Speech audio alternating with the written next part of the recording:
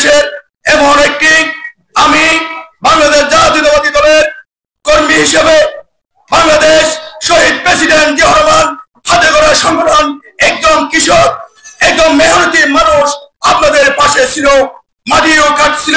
সেই কেন আমরা বেদবোধ নাই, বড় লোক হলো ছোট লোক হলো, শহীদ প্রেসিডেন্ট আমাদের হাতে ছিল।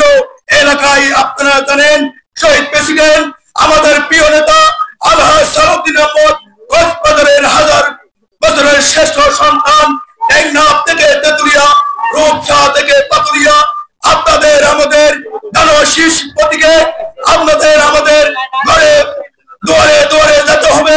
সেই আমাদের সালাউদ্দিন ভাইকে নির্বাচনীয় সংসদ থেকে পাঠাতে হবে। সাবেক মন্ত্রী আমাদের মহাসচিব হবে। আগামী দিনে সালাউদ্দিন ভাইকে ভোট দিয়ে জয়যুক্ত করে সংসদে পাঠাবার উদাহরণ আহ্বান জানিয়ে আমি বক্তব্য শেষ করলাম।